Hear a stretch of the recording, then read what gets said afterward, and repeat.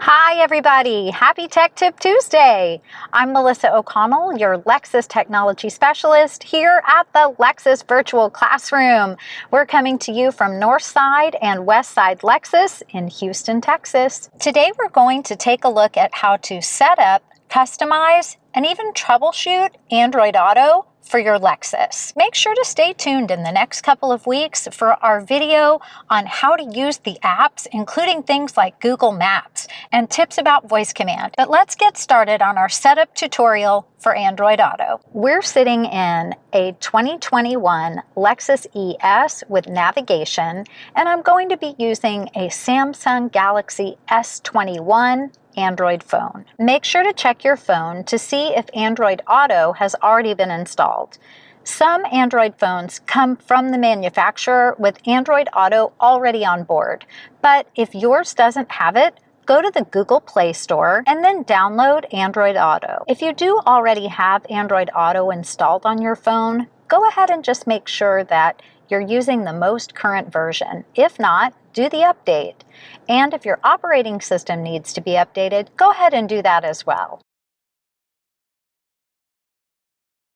The first item to check is in Setup. You'll come to Projection Settings. We want to turn Android Auto on, and then you can push Map or Radio or Media to see your preferred screen. To launch Android Auto, plug into the correct USB port, plug in your phone with a data certified cord.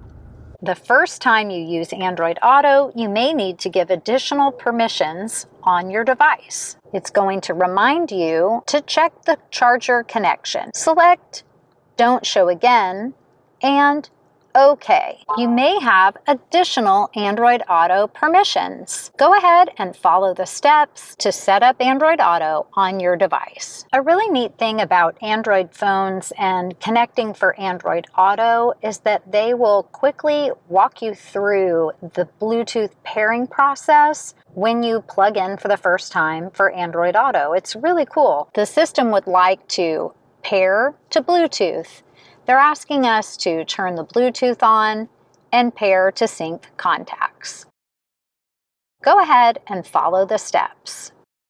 Push down to open and then follow the additional setup if you're using this feature for the first time in your Lexus. If you take a look by pressing Menu, come to Setup and Bluetooth, you'll see we've already got our device registered in the system and paired for Bluetooth. If you forget to turn Android Auto on in projection settings in the setup menu on the car, don't worry. When you plug in your Android phone, you're going to get a prompt on the screen telling you that Android Auto is available for the vehicle and that you need to change your selection for Android Auto in the setup menu. If you click On, then you have turned on Android Auto. It's now going to tell you to follow the prompts to finish the setup for your device. Once you've completed the setup, Android Auto will be ready to go. If you plug in your Android phone,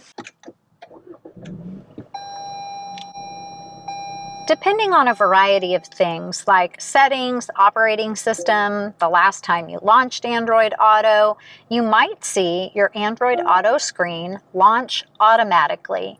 If you don't, not to worry, push your menu button and then just select Android Auto. Once you're in Android Auto, you'll see a home screen button on the top left corner. Push Home, and then you'll notice all of the apps that you have on your phone that are compatible for Android Auto will automatically appear on screen. Just use the touchpad or touchscreen, depending on the setup on your vehicle, to move through the different apps that you have. Just below your home button, you'll see your most recently used app. Just click to open, or come back to your home screen to make new selections. When you launch a third-party app that requires a login, make sure that you are stopped and in a safe place so that you can log into the app through your phone. That means you're going to need to unplug from the vehicle and not be driving so that you can put in your login information and access your account. Launch Spotify. Open it.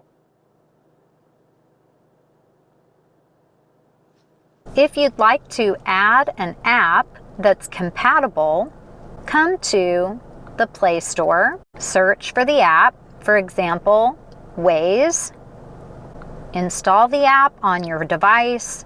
Once the app is loaded, make sure to open the new app and check for any permissions that you might need to give before refreshing your connection to your vehicle. You can refresh your screen by unplugging and replugging your device.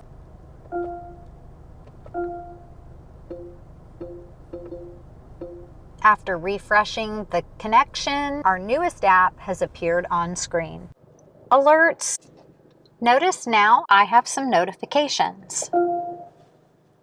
You have an opportunity to play messages back and even mute the conversation. Your Google Assistant microphone. The easiest way to operate Android Auto is going to be by voice command. Push and hold the talk button on the steering wheel, click on the microphone icon, or say Hey Google or OK Google to launch. You can give commands for calls, texting, navigation, even launch the app that you're wanting to use.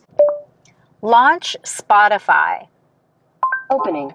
Depending on the settings on your device, you might have some additional setup to do for using Hey Google or OK Google while driving. When you open a new app, anything that was open on the left-hand side previously that is capable of moving to the right side of the screen will open on the right side tile. Take a look. If a previous app is not compatible, it's not going to be able to open on the right-hand side. Launching the map on the large left side screen, if we come to other items like YouTube Music, the map will push to the right side of the screen.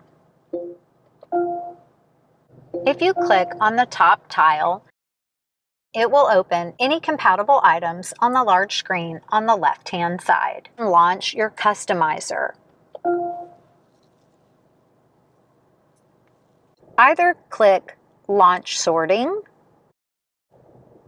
or just start to move apps around.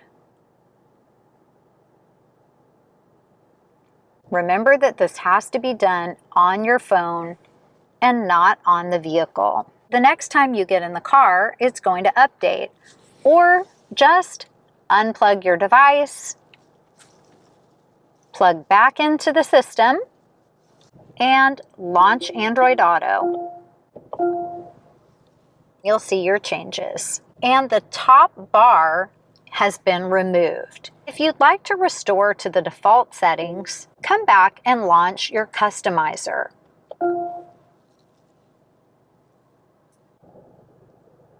Choose A to Z with suggested apps at the top.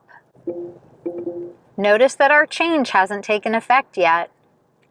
Unplug your phone, relaunch Android Auto. Come back to your home screen and you'll find the default layout with suggested apps at the top and your other items below. Notice that not every app bumps up to that level. For example, the Calendar app and the Messages app have remained below the line. Customize additional settings, like whether or not you show message notifications. Do you want your notifications to be silent? You can automatically resume certain media, show your weather, choose a wallpaper. Right now, we have mountains. There's all kinds of things to choose from.